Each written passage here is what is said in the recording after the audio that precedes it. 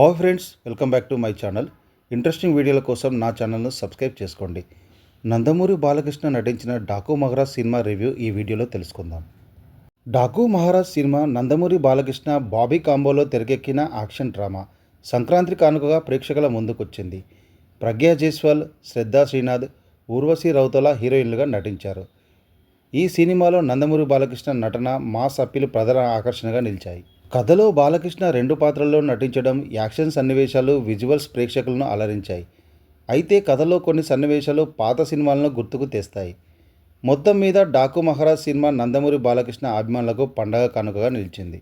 చంబల్ ప్రాంతంలో బన్వర్ సింగ్ ఠాగూర్ తన 2 అన్నదమ్ములతో కలిసి మైనింగ్ మాఫియా చేస్తుంటాడు.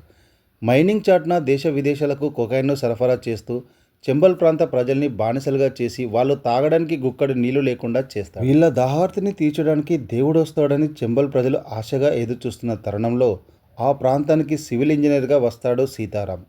వాళ్ళ నీటి సమస్య తీరాలంటే క్వారీలను మూయించి అదే ప్రాంతంలో పెద్ద డ్యాం నిర్మించాలనుకుంటాడు సీతారాం. ఆ ప్రయత్నాన్ని ఠాగూర్ ప్రభుత్వ పెద్దలతో చేతులు కలిపి అడ్డుకుంటాడు. ఆ తరుణంలో చంబల్ ప్రాంత ప్రజల దాహార్తి తీర్చడం కోసం ఆయుధం పట్టి డాకు మహారాజ్గా మారతాడు సీతారాం. ఇదంతా బ్యాక్డ్రాప్ కథ కాగా దీని ఇన్నర్ టెంప్లెట్ కథలో ఫస్ట్ హాఫ్లో చూపిస్తారు. డాకు మహారాజ్ కథకు మూలం సెకండ్ హాఫ్లో ఉంది. నీటి కోసం అల్లాడుతున్న చంబల్ ప్రజల బాధ ఆడియన్స్ని హత్తుకునేలా చూపించగలిగారు. ఈ ఎపిసోడ్లో సివిల్ ఇంజనీర్గా సీతారాం పాత్రలో బాలయ్య కనిపించిన తీరు, తనని డాకుగా మార్చిన పరిస్థితులు సహజంగా కుదిరాయి.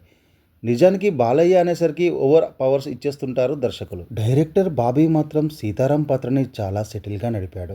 జరుగుతున్న అన్యాయాన్ని చూసే తనలోని నరసింహ రూపం నిద్రలేస్తుంది తప్పితే వాంటెడ్గా ఊచకోత అన్నట్లుగా ఉండదు. సెకండ్ హాఫ్లో హైలైట్గా చెప్పుకునే బ్లాక్స్ ఉన్నాయి.